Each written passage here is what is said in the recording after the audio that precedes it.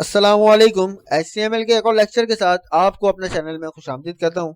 Last lecture के अंदर हमने फॉर्म को क्रिएट करना सीखा था, किस तरीके से HTML के अंदर हम फॉर्म को क्रिएट कर सकते हैं। अगर आपने वो वीडियो नहीं देखी मेरी अभी तक, तो आप जाके पहले वो लेक्चर सीखें। तो आज के लेक्चर के अंदर हम थोड़ा सा एडवांस चीज़ों को देखेंगे कि जिस तरीके से अगर कोई बंदा नेम की फील्ड को एम्प्टी छोड़ दे, ईमेल की फील्ड को एम्प्टी छोड़ दे या पासवर्ड की फील्ड को एम्प्टी छोड़ दे और जब वो लॉगिन के ऊपर क्लिक करे तो यहाँ पे उसका फॉर्म सबमिट ना हो। अभी ये सारी फील्ड्स ब्लैंक है, कोई भी यहाँ पे कोई भी फील्ड यहाँ पे सबमिट नहीं हुई भी। मैं यहाँ पे अगर लॉगिन के ऊपर क्लिक करता हूँ तो यहाँ पे देखें मेरा फॉर्म सबमिट हो रहा है, लेकिन मैं चाह रहा हूँ कि यहाँ पे जितनी भी फील्ड्स मैंने गिवन करी हैं यहाँ पे सब रिक्वायर्ड है मुझे।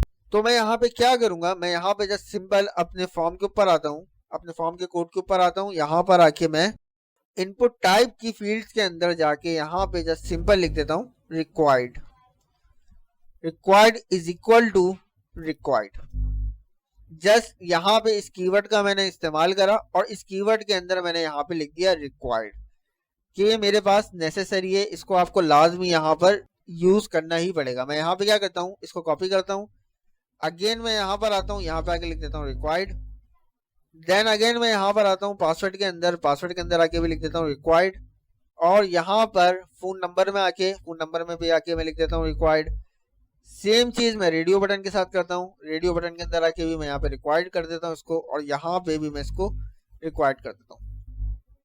देन इसके बाद मैं यहाँ से इसके चेक बॉक्स के अंदर भी आके यहाँ पे इसको मैं रिक्वायर्ड कर देता हूँ।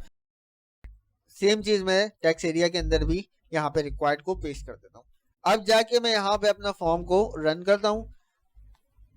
अब जब मैं यहाँ पे लॉगिन पे क्लिक करूंगा ना, तो यहाँ पे देखें मुझे यहाँ पे सब पे इसने क्या एरर दे दिया कि यहाँ पे ये फील्ड्स मेरे पास रिक्वायर्ड है, this is a required field. अब मैं यहाँ पे क्या करता हूँ, नेम के अंदर उसकी टाइप क्या दी थी, टेक्स्ट, तो मैं यहाँ पे लिख देता हूँ महाद। यहाँ पे मैं ईमेल के अंदर यहाँ पे मैं लिख देता हूँ mahad@123 और यहाँ पे मैं पासवर्ड दे देता हूँ।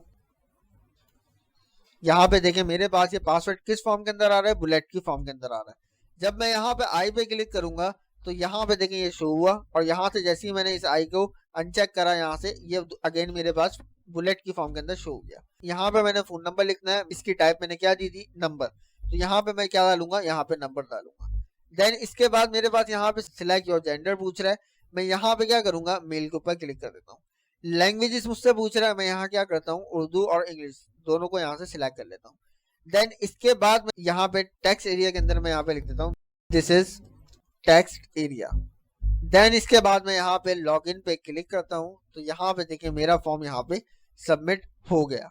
लेकिन अब मैं यहाँ पे क्या करता हूँ, नेम की जगह पे मैं यहाँ पे डालता हूँ 123, ईमेल की जगह पे यहाँ पे टेक्स्ट डाल देता हूँ, मैं यहाँ पे लिख देता हूँ अपना नाम, और यहाँ पे मैं पासवर्ड डाल देता हूँ कुछ भी। देन इसके बाद फोन नंबर के अंदर मैं नंबर की जगह पे डालता हूँ टेक्स्ट यहाँ पे। एंड देन इसके बाद मैं यहाँ से इस जेंडर को भी सिलेक्ट कर लेता हूँ और यहाँ से लैंग्वेजेस को भी सिलेक्ट कर लेता हूँ, और यहाँ पे मैं कोई भी टेक्स्ट यहाँ पे डाल देता हूँ। ठीक है, इसके बाद जब मैं लॉगिन पे क्लिक करता हूँ तो यहाँ पे देखें मुझसे क्या बोल रहा है, ये you must inter a valid email address. मतलब मैंने यहाँ पे ईमेल एड्रेस गलत डाला है, तो यहाँ पे इसने मुझे एरर दे दिया।